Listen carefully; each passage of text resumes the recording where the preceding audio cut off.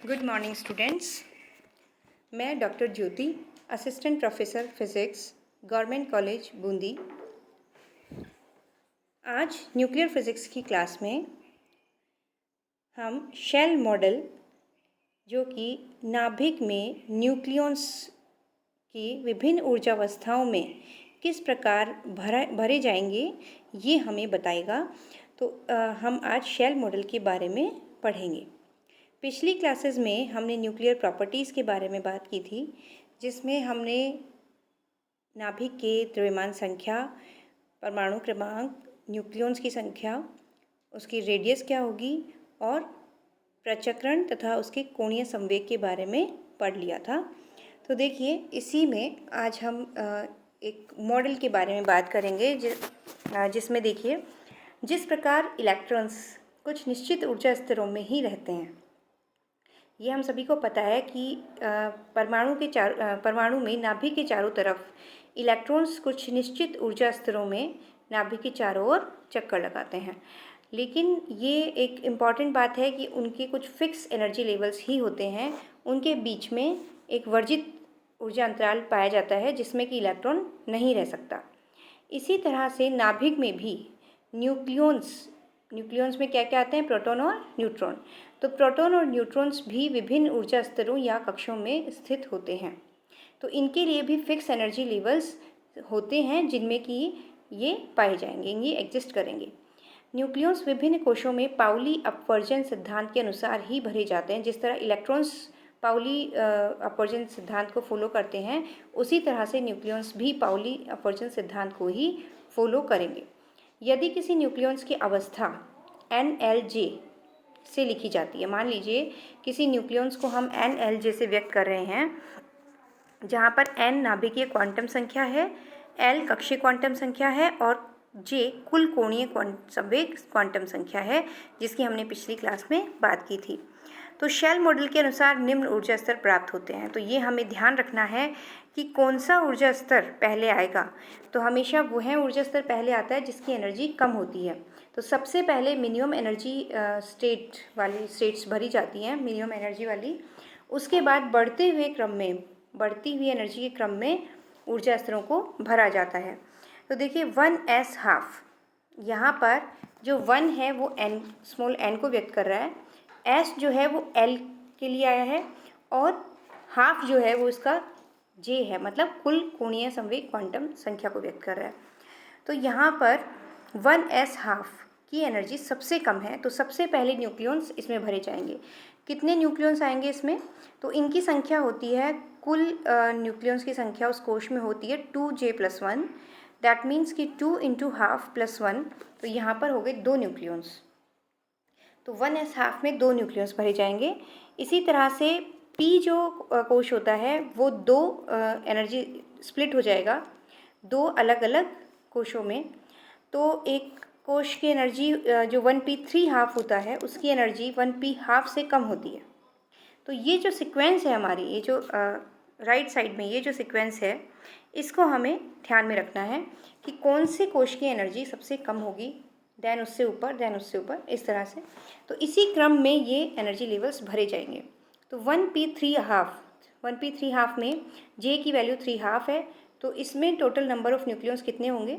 2 × 3 half + 1, that means 4। तो इसमें 4 nucleons भरे जाएंगे। इससे ऊपर आता है 1p हाफ, क्योंकि ये क्या है, नाभिकीय ऊर्जा स्तर है, तो ये अगेन स्प्लिट हो जाते हैं। तो P जो कोश है वो 2 कोशों में बट गया, 2 एनर्जी लेवल्स में बट गया, 1p3 हाफ और 1p हाफ।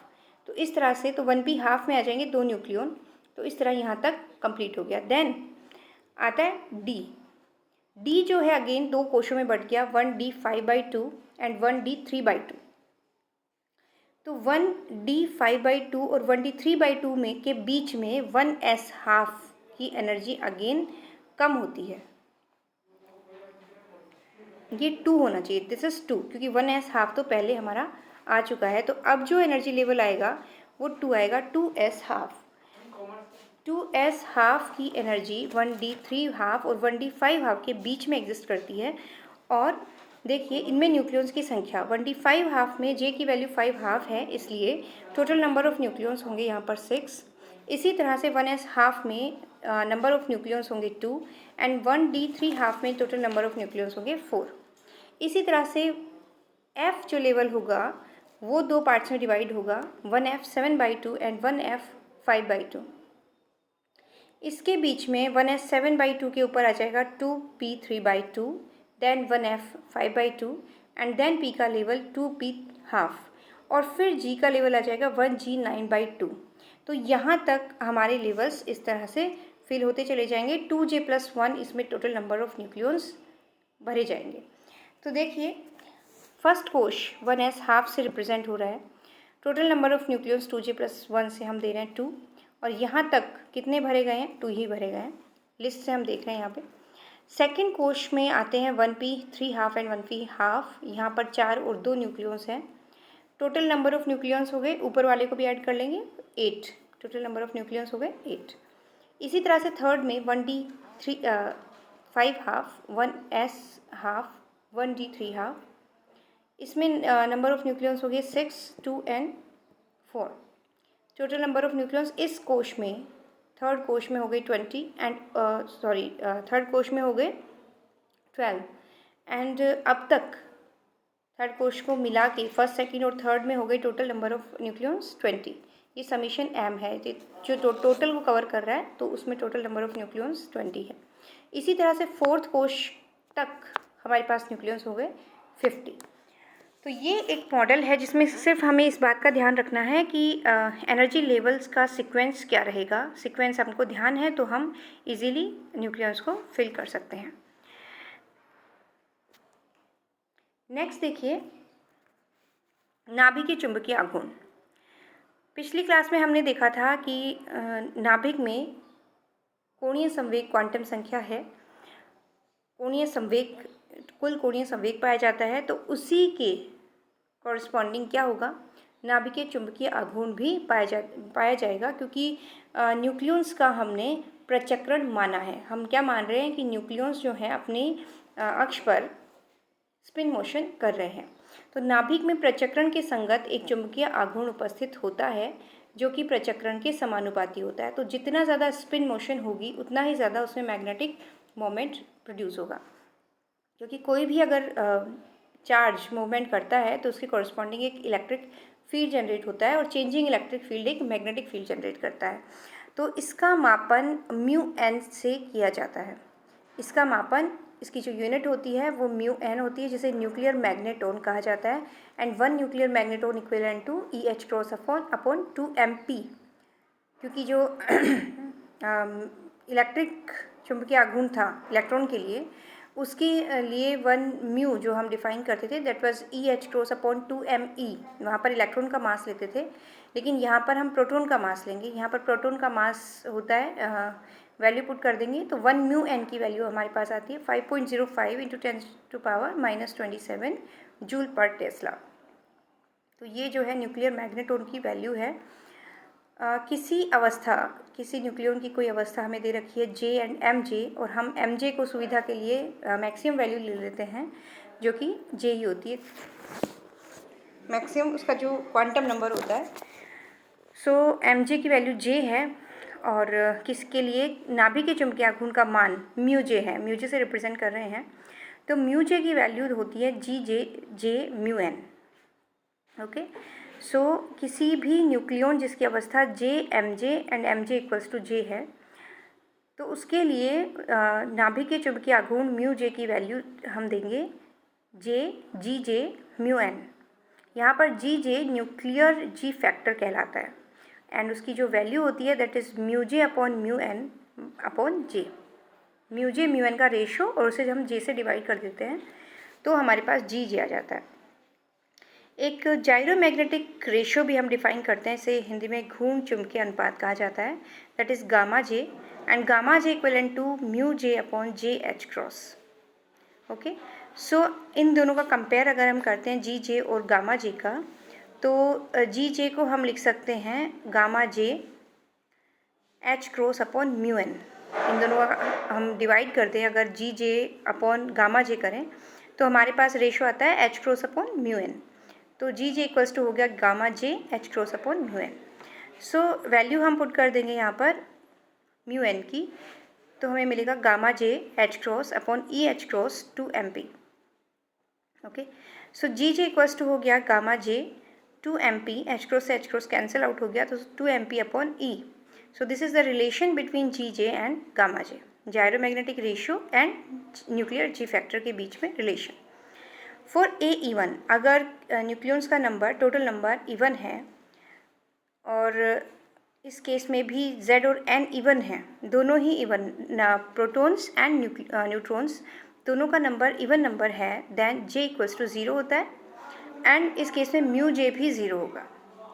इसी तरह से अगर A ओड है, ऑड नंबर है, तो जी जे की वैल्यू हम देते हैं G L plus minus G S minus G L upon 2l+1, wait G S and G L अयुग्मित न्यूक्लियॉन्स के क्रमशः कक्षीय, sorry G L and G S है, तो जी एल जो है वो कक्षीय जी फैक्टर है और जी एस प्रचक्रण जी फैक्टर है।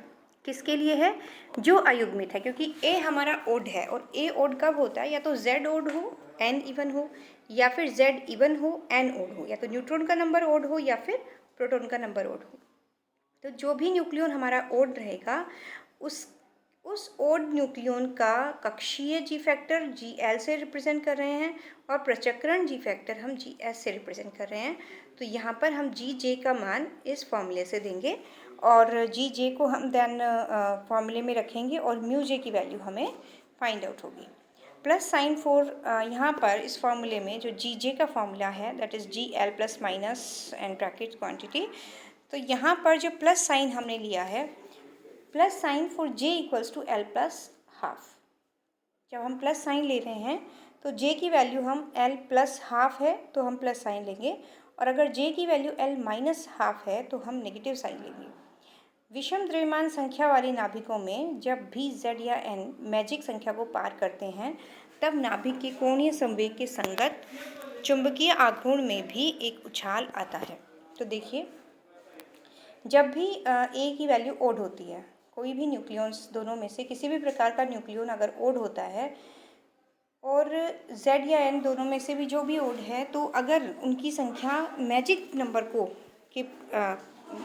क्रॉस करती है, मैजिक नंबर को छूती है, तो उस केस में नाभिक के कोणीय संवेग के संगत हमने देखा था कि कोणीय संवेग में एक अचानक से वृद्धि होती है, अचानक से उसमें हाइक आती है, उछाल आता है। तो इसी तरह से चुंबकीय आघूर्ण में भी एक उछाल आए देखने को मिलेगा। तो फॉर प्रोटॉन्स के लिए जी जे इक्वल्स टू 5.586 होता है, ये कुछ स्टैंडर्ड वैल्यू है। प्रोटॉन्स के लिए जी जे की वैल्यू 5.586 एंड म्यू जे की वैल्यू आती है 2.793 म्यू एन। पॉजिटिव आएगी because proton is a positive charge particle. और न्यूट्रॉन के लिए जी जे की वैल्यू आती है -3.826 and mu J equals to -1.913 mu N. ये हमें प्रोटॉन और न्यूट्रॉन की स्टैंडर्ड वैल्यू बताता है।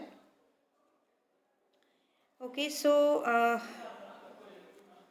आज हमने यहाँ तक पढ़ लिया है। नेक्स्ट देखते हैं वैद्युत चतुर्ध्रुव आघूर्ण। तो ये हम नेक्स्ट क्लास में लेंगे, इसका एक ब्रीफ आइडिया हम ले लेते हैं कि देखिए, जिस तरह से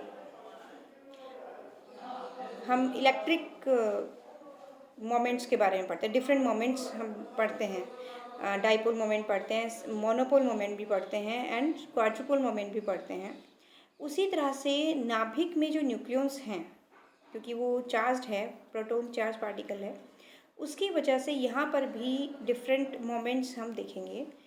इसमें भी हम मोनोपोल मोमेंट देखेंगे, देन डाइपोल देखेंगे, देन क्वाड्रुपोल देखेंगे। तो क्वाड्रुपोल मोमेंट जो है वो हमें बहुत हेल्प करता है डिफरेंट शेप्स को समझने में। चार्ज का जो वितरण है, आवेश का जो वितरण है, उसको समझने के लिए क्वाड्रुपोल मोमेंट एक बहुत इम्पॉर्टेंट पैरामीटर होता है और इसको हम डिराइव करेंगे और इसकी कुछ जो भी बेनिफिट्स हैं वो हम देखेंगे कि क्या क्या इसके फ़ायदे हमें कैलकुलेशंस में मिलते हैं। तो देखिए, इसके डिफरेंट हम इसमें कुछ आवेश वितरण के लिए 3 सममिति लेंगे। पहली गोलीय सममिति लेंगे, देन चार्ज का जो वितरण है वो एक पर्टिकुलर एक्सिस के कॉरस्पॉन्डिंग होता है तो क्या होता है, देन उसके लंबवत होता है तो क्या होता है। तो इस तरह से हम इस केस में चतुर्ध्रुव आघूर्ण की बात हम करेंगे, देन इसकी यूनिट हम देखेंगे, देन हम इसके कुछ निष्कर्ष की बात करेंगे। तो ये सब हम नेक्स्ट क्लास में देखेंगे। आज हमने नाभिकीय चुंबकीय आघूर्ण की बात कर ली है। Thank you.